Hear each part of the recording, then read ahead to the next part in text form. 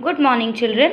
I hope you must be fit and fine, taking all the necessary steps to keep yourself and your family safe during this unexpected and difficult time that have been entered in our lives.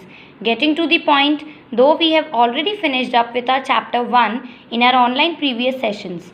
Now we'll start ourselves with our chapter number 2 on the trail of the earliest people. Let's begin reading with this chapter from the topic Tushar's train journey. Tushar was going from Delhi to Chennai for his cousin's wedding. They were travelling by train and he had to manage squeezing himself into the window seat as if his nose glued to the glass pane. As he was watching trees and houses fly past, his uncle tapped his shoulder and said, "Do you know that trains were first used about 150 years ago and that people began using buses a few decades later?" Tushar was quite surprised after hearing his uncle's words. When people couldn't travel quickly from one place to another, did they spend their entire lives wherever they were born? Not quite. Let's begin reading with our another topic, the earliest people. Why were they on the move? People living during early period as 2 million years ago were known as hunter-gatherers. They are demonstrated by this name due to the way in which they got their food. They used to hunt wild animals, caught fish and birds, gathered fruits, roots, nuts, seeds, leaves, stalks and eggs to survive. Immense variety of plants in a tropical land like ours was basically produced was one of the important means of obtaining food. For hunting of these animals, which ran faster than them, which are stronger than them, they require to be alert, fast, and having lots of presence of mind to find out which plants are edible or can be eaten, as many can be poisonous too. Let us read what has been given on page number 12. Reasons of hunter-gatherers to move from one place to another place. While staying at one place for a long time, all the available plants and animal resources have been exhausted out. Thus, they have to go elsewhere in search of food. The second reason was animals used to move from place to place in search of small prey or maybe in search of grass and leaves for their deer and wild cattle, which makes them to follow their movement. Nextly, plants and trees bear fruits in different seasons. That's why they keep on moving from season to season in search of food. Whereas, fourth reason is that people, plants and animals need water to survive. As if water is found in lakes, streams and rivers, they keep living near the banks of river. Would have to go in search of water during the dry seasons. Besides all these things, people used to travel to meet their friends and relatives even. How do we know about these people?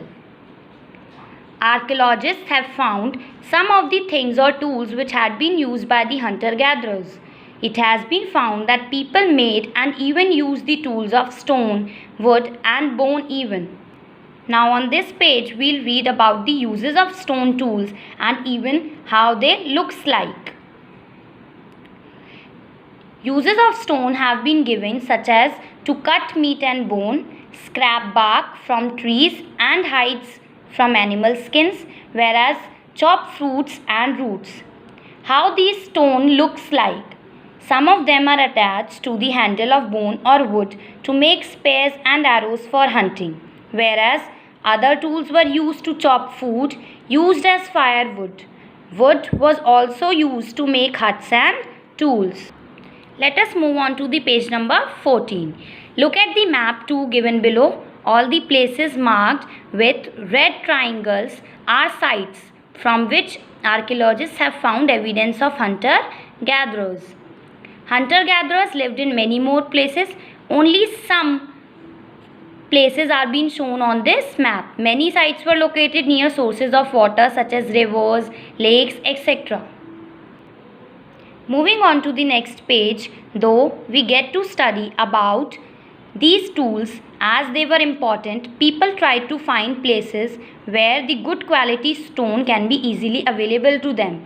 The places where stone was found and where people made tools using them are referred as factory sites.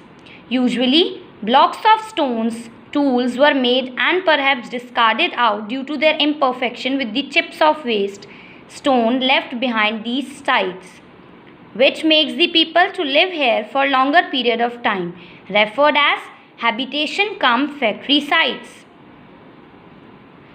Now, let us read some of the interesting facts during this time.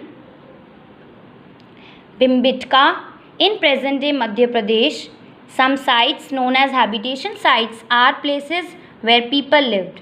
These include caves and rock shelters, such as the one shown here. People chose these natural caves because they provided shelter from the rain, heat and wind. Natural caves and rock shelters are found in the Vindhyas and the Deccan Plateau. These rock shelters are close to the Narmada Valley. Moving on further to page number 16, let's read about sites. What are sites actually? The place where the remains of things, tools, pots, building, etc. can be found over there are said to be the sites. These were used, made and left behind the people. They can be found on the surface of the earth, buried under the earth, or sometimes even under the water. Let's continue with our next topic, making stone tools. Stone tools are being made from the two different types of techniques. Let's study about them. First, stone on stone technique. In this, pebble from which the tool was to be made, also said to be core, was held in one hand. Another stone, which was used as a hammer, was held in the other hand. The second stone was used to strike off flakes from the first till the required shape is obtained. Second technique was pressure flaking technique.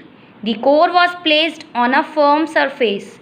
The hammer stone was used on a piece of bone or stone that was placed on the core to remove flakes that could be shaped into tools. Nextly, we move on to the another topic, finding out about fire. Presence of traces of ash acknowledged out the people with the familiar use of fire. It have been used for many things, as a source of light, to cook meat and to scare away animals.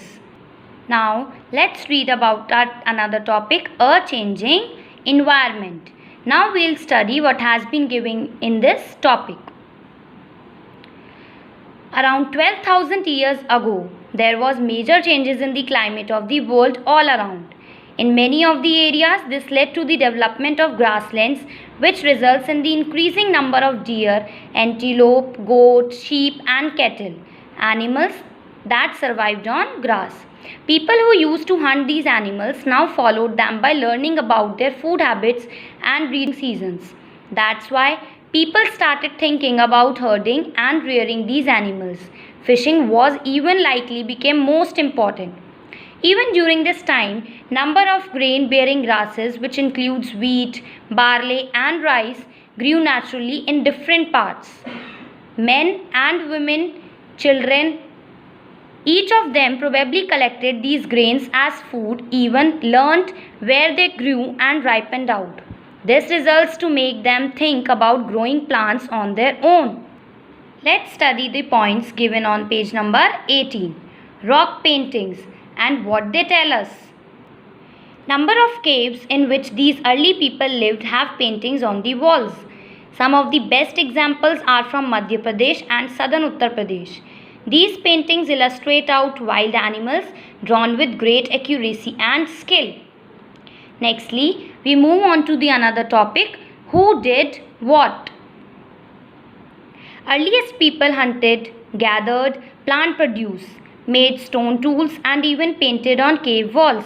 Is there any way to find out whether women hunted or men made stone tools? Whether women painted or men gathered fruits and nuts?